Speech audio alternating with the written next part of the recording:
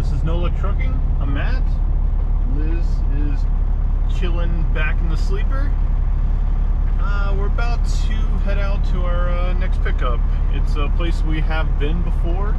The navigations are no help. They send you through a neighborhood with this bridge that looks like you would be sketched out if you took a bicycle over it. And that's where it's confident that you can make a turn. In fact, we are right down the street from it, but it wants us to turn around to go the long way, to go back through that sketchy neighborhood and across that little tiny bridge, instead of going the way that we are going to go, because this is the only way into the facility without risking collapsing a bridge or driving through somebody's yard. So we're gonna get over here. We're picking up at a Dewey pile for some hazmat materials. So we'll probably pick up when we get over to the place. Alright, we made it without breaking the law, getting stuck, or collapsing a bridge. So now we're gonna get parked over here and just gonna get checked in. See if they have a door for us. How long everything's going to take, the whole deal.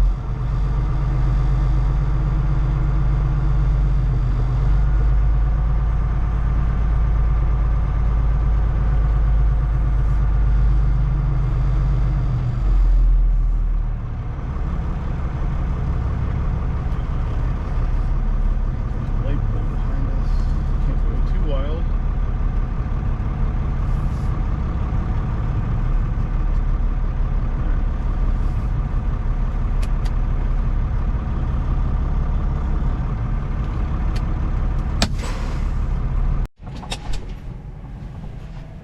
We got checked in. Got a door assignment at 33. Even gave me a post-it note with our trailer number and the door number in case I forgot in the short walk over here. Alright, let's get back in. We already opened the doors.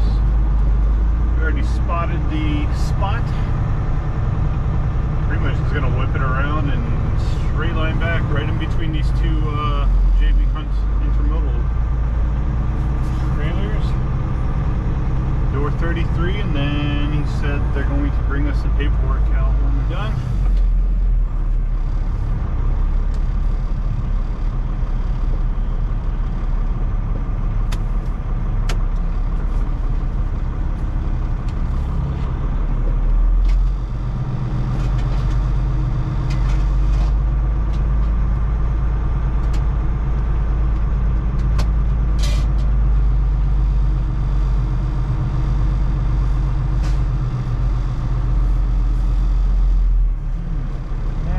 Need to get it in between these two metal poles. Yeah, that's no biggie.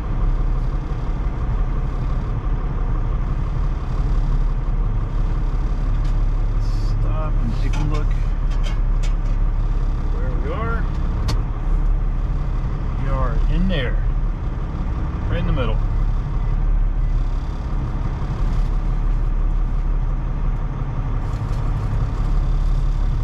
Yeah, so they had signs plastered inside saying do not take a left out of here, which is the way everything wants you to go if you just like follow the GPS. But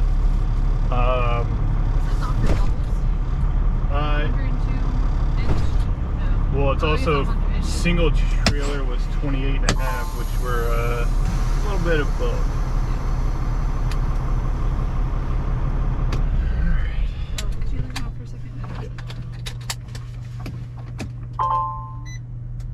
You guys heard it. She wants us to break the law. It's been like a minute. Yeah, apparently it's a $900 fine if you take a left out of here and go through that neighborhood. But then also they're saying don't run over the neighbor's lawn when you come out of here to the right, which is fair. But this is what happens, like old infrastructure, and then they build a ton of neighborhoods around it. It's like There's not enough room for trucks to get out. There's length restrictions, weight restrictions, road restrictions in general. Fun times, but that's Pennsylvania for you. And you cannot beat that. It's 8:06. Our appointment was 8 o'clock. We showed up early like we always do. But we were in the door for 37 minutes. I gotta let some air build up. But you can't beat that, you know? I like these guys.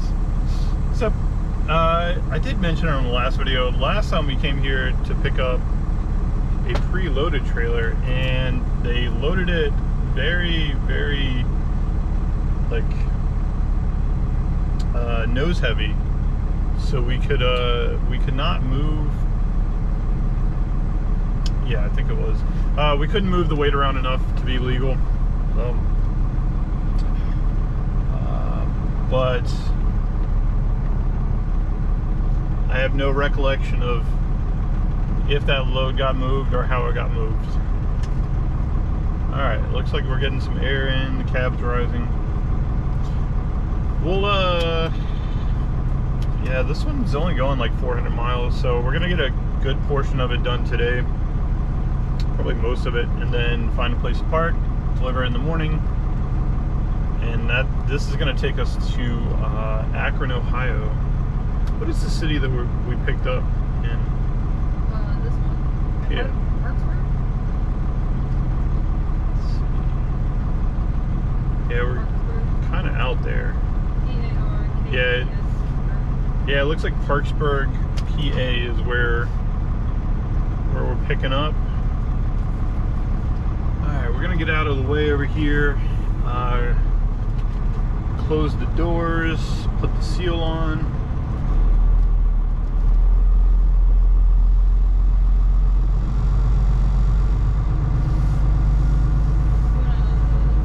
Take a picture of how everything's strapped and wrapped. Yep. Oh, that's right. This is a hazmat load as well, so we're going to send the paperwork in to the hazmat team. I'm going to go back there and strap it down, and we got to placard it and everything, just to make sure it's all legal. Alright, big update. We're still actually in the parking lot. This is probably about 45 minutes later. So we called into hazmat department like we do now, and I kind of thought that they didn't give us the right placards. So they gave us the just the general 5.2 organic peroxide placard, which is fine if we had multiple different products, but because we had one product of the same type over 8,800 pounds, we need the ones with the UN number on it. And the guy that was loading us was like, oh, we just send them out with the organic peroxide placards, you know, that's all we send them out with. I'm like, well, that's not right, and it doesn't mean that it's legal. You know, what you guys sent us out with is not legal. So it's a big thing with hazmat.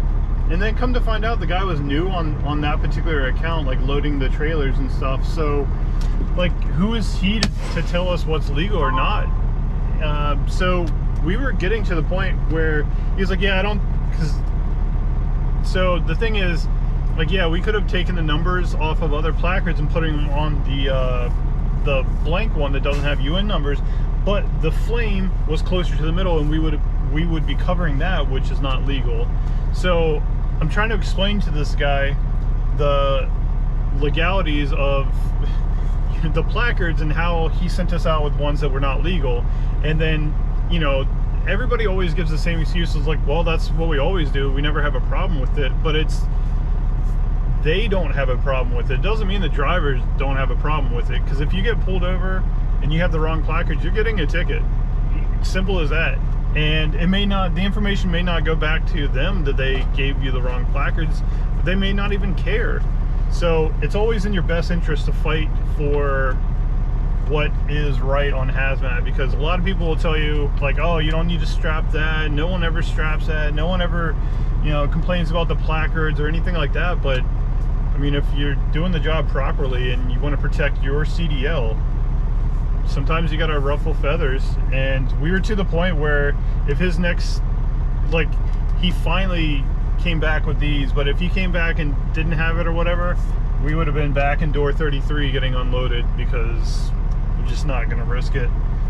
We looked at our placards to see if we had organic peroxide that had the UN numbers, because the flames up there, the 5.2s down there, and you can put the stickers over them, like the actual numbers, but we only had one, so it's not like we could have even remedied the situation if we wanted to if they didn't have these. So luckily the guy comes back and he's like, hey man, I'm sorry, you know, I'm new to this account. And I'm like, yeah, I get it, but like, you can't tell people that this is how you send them all out, because it's not legal. So I gave him a tiny refresher course on, you know, when he needs the UN numbers and when he doesn't. But I'm not an expert at hazmat either. That's why we have a hazmat department. And if they tell us that we have the wrong stuff, I mean, we have the wrong stuff. I trust those people more than myself, or this guy that's newly on this account that has no idea what he's doing either. So it is what it is. This is the part of trucking that you have to have a backbone, basically. Made it to a TA Express, I believe. Nah, maybe it's a real TA. We took US 322 through PA, and that is a mighty gnarly climb towards the end. We're going west. Not a whole lot of fun. We got down to like 20. The truck was like full bore, trying to give it all the power, but you know, the rear gears on this is not geared for climbing mountains with a heavy load. It is for fuel economy. So we made it through. We're gonna probably try to grab a shower here, maybe when we stop tonight. I'm not 100% sure. We're gonna switch drivers and then get over to Akron.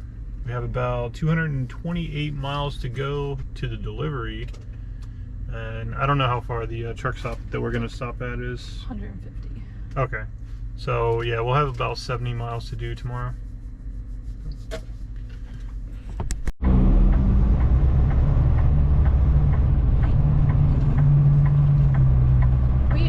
Arriving at our stopping point for the night, Petro outside of Youngstown, Ohio.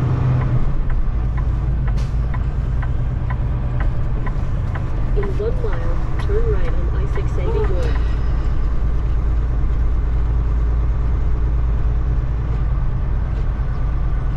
Pretty easy day, but we are heavy enough to where even not a whole lot of mountains still slowed us down quite a bit, but not too bad, not too bad.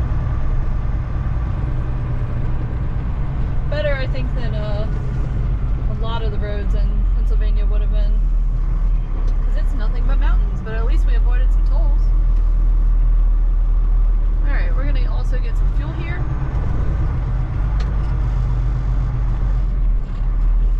And yeah, we'll pick up tomorrow when we deliver. We are getting close to our delivery. It started snowing a little bit, but it's like 1 or 2 degrees too warm to stick. So fortunate there, but if the temperature drops today, it's going to be messy. It's no light. Awesome. And it's kind of a blind corner. That's fun.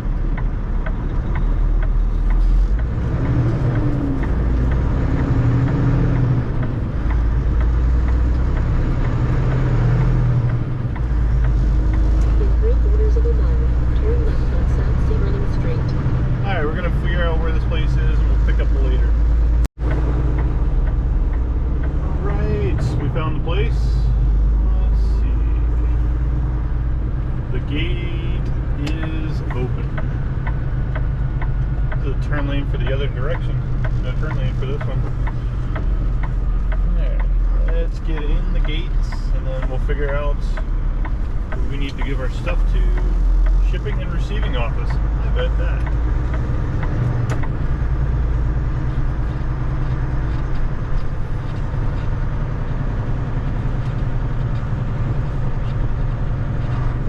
Go park in front of one of these doors and then figure out if anyone's here to take the stuff. What number are we thinking is good? Number 4 looks good. No, number 4 has stuff in front of it. Alright.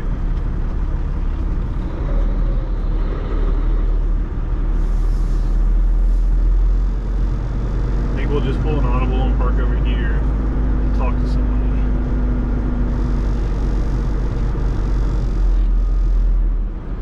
It's wide open, so we can hit any dock they want us to go to. Oh, we got door number 6. Was not expecting that one. It's a cool place, filled with tons of chemicals. A lot of them come from the places that we have delivered quite a bit.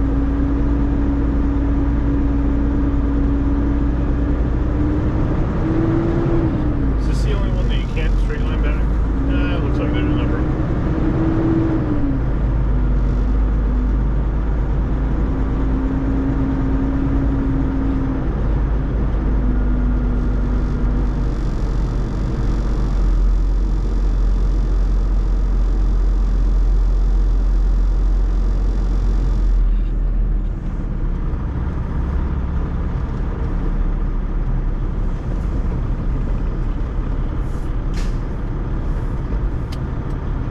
The guy did say they were like short-staffed today.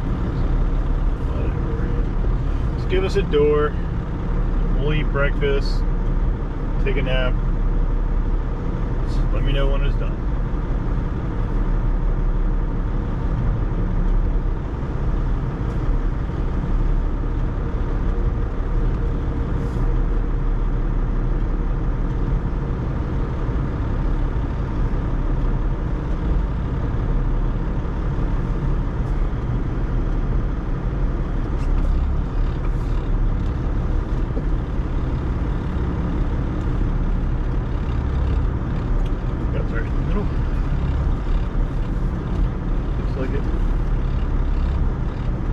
See how hard we can hit the building.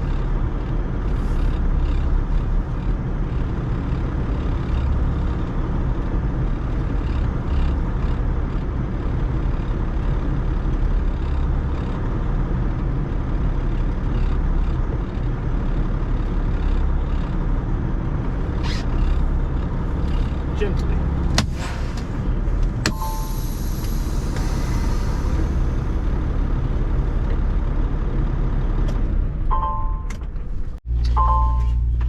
We just got the paperwork. 52 minutes from I think the time that we rolled in. Not too bad, especially for being short-staffed. Got to build a little air and shut the doors, take the placards off, and then we're off to West Jefferson, Ohio to pick up our next load, which is a FedEx load going down to Jacksonville. We've run that one many times, but this time it's a little bit different. Normally they get a team and you got to get there the next day. You have like let's see, it was like maybe 20 hours to do 15 hours worth of driving, something like that, maybe a little bit less. Yeah, I think it was like 900 miles. But you have to pretty much just straight shot it there. This time it's pick up on Friday and deliver by Monday. We're going to try to deliver by Saturday or Sunday. And then we have another load set up after that. We pretty much have like, let's check it out.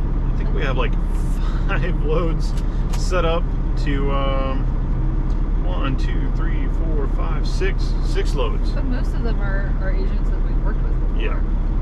So we have, today is the 10th, we have until the 14th or 24th booked out.